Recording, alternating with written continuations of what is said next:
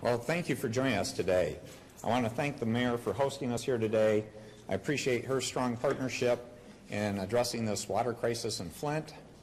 Let me begin by saying this is a crisis, and that is something I apologize for in terms of the state's role in all this. The real issue in front of us is how do we address it, and how do we take care of the people of Flint? They deserve to have a safe source of water and to deal with the healthcare issues that may have been created by this situation. So in terms of looking at what I would start by is saying I really view there are three broad sets of goals that we're trying to achieve in terms of focus. The first set is short term. What can we do to make sure we're getting a good water supply to the citizens of Flint? And that will involve a combination of steps of touching every household in Flint in some fashion. It's important that we make an outreach to every single household, to every single resident of Flint. And that's where I really hope we can build a great partnership with not only city officials, but the faith-based community, volunteer groups, all of us working together to say we want to interact with everyone in Flint to say how do we make sure that you have filters in your home, how you might have access to bottled water, how you can have the opportunity to get your blood tested, to find out if you have a long-term health issue because of this situation. So in terms of immediate actions, we're going to continue a process that has been going on for some time, but really accelerated this last weekend. I want to thank again the city for making the fire stations available. We had operations going at all the fire stations around Flint. We also had 9 churches participating. And the positive part is I believe we have strong demand from the pastors and other faith-based leaders throughout Flint to have many more than 9 participate in this process. So we want to create a broad partnership there. Other items in particular is we're going to look at pilot ways to find new ways of communication. So this is where we want to take leadership from Flint in terms of how do we reach out to citizens. We also have engaged FEMA in this process. That's one question we've seen come up in terms of some response out of Washington. We actually have liaison officers from FEMA in dialogue already.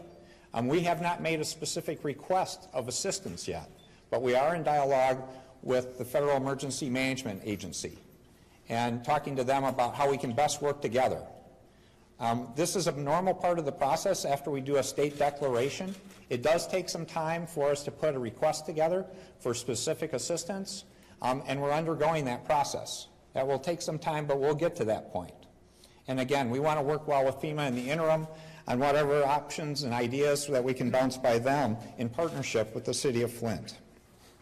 Another action area that's been short-term is we've done a lot in the schools in Flint. We've had 13 different buildings. We've done extensive water testing on, down to the level of the fixtures in those buildings, and you'll hear more about that. We're going to expand that program to do even more schools, and daycare centers, and other places where we might have particularly high-risk situations with kids and seniors. The second piece of action deals with the longer term. How do we get a long-term source of water, again, without saying you need to have a filter or to use bottled water? We're already undertaking that process in terms of partnering between the Department of Environmental Quality and partnering with the EPA Region 5 people. We want to work hand in hand with them. We also are making a strong outreach to Professor Edwards from Virginia Tech in terms of how we can engage his excellent work already. I appreciate Dr. Mona and her great work of what's already been transpired in terms of information on this lead test issue. So we want to work closely to look at that. Part of the activities there is, if you go back to December 9th, we actually went through a process of starting enhanced corrosion control measures for the Flint water supply. It is now coming from the Great Lakes Water Authority. It naturally comes with a certain level of phosphate. But it seemed prudent and smart to do, working in conjunction with the DEQ and the EPA to work together to say we should be doing enhanced measures there, and that started December 9th. We still want to see people continue to use filters, though, on bottled water. We don't want people to assume anything's good until we have a chance to do extensive testing and confirm that publicly. But that process has started already.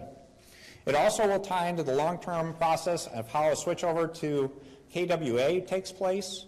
Again, we want to be on the conservative side to make sure that when any transition takes place, that there'll be good, safe water for people to drink in Flint. Tying into that, we'll be asking to do extensive water testing. We will be designing a program that will be a benchmark to say how we can take earlier tests that can be followed up later to make sure we're making progress in terms of having a safe water supply. And we'll be addressing that more in the future in terms of specific programs, who's participating, and how best to make that work. In addition to that, we also want to work on community development in Flint. Flint has been a challenge community for some time. This water situation, this water crisis, has been a setback in terms of some of the good things that have been going on in this community. And so the state will be working hard to partner with the city on what additional resources we can help on everything from community development to economic development and other ways we can work together. Education, early childhood, whatever else we can do to be helpful. We want to be open-minded to say how we can create more and stronger partnerships in terms of a long-term action plan to help the community of Flint. The third thing is, the third broad goal is a lessons learned and what can apply statewide. There are clearly lessons learned in this situation, and there are things we potentially should be looking at a statewide approach, including the overall water infrastructure of our state. That's part of the Flint Water Advisory Task Force I created some time ago. They're still continuing to do their work, but we're very open-minded to have other ideas brought forward on how we can collaborate, cooperate together to make sure this never happens again, and how we can apply these lessons throughout the state of Michigan to make sure we have safe water everywhere, in every context. So we'll continue to work on that. In terms of outside the three broad goals, I wanted to answer 2 or 3 things in particular. There's been a question about the timeline of events, and I know you'll have questions. I look forward to your questions and responding to those questions. To put it in context, we had major issues at the Department of Environmental Quality. We've been clear to communicate that. That created a major delay in the actions that should have been taken. In addition to that, the Department of Health and Human Services took some time to verify results, and those results, I actually want to give credit to Dr. Mona for her outstanding work, for being a leader and showing us a way on finding information we didn't see in terms of the research we had done. That was basically, both those timelines revolve around roughly October 1st. In terms of learning about the blood test results, reaffirming what Dr. Mona had done, and then also learning more about the corrosion control issues involved in this process and the treatment plans and issues with the protocol and the problems with it. We did take prompt action after that took place. It was October 8th that I held a press conference talking about a number of action items to move forward.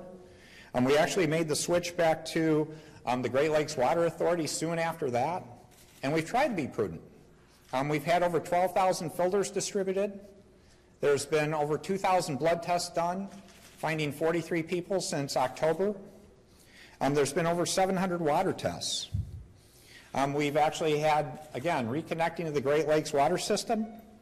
On December 9th, as I mentioned, we put in enhanced controls for corrosion in the water system here. So there's been a whole series of activities, including the school testing. What I would say is those actions were not good enough. We've worked hard, but we need to get more connection to the citizens of Flint. Again, I want us to see us have an opportunity to have a positive impact of every person in Flint in terms of saying, here's an opportunity for filters, bottled water, blood testing, ways to help them. So 12,000 wasn't good enough. And to be successful at doing this, it's not just what the state can do, but how we can be great partners. And so that's where I appreciate and want to thank the mayor again for our great role in this.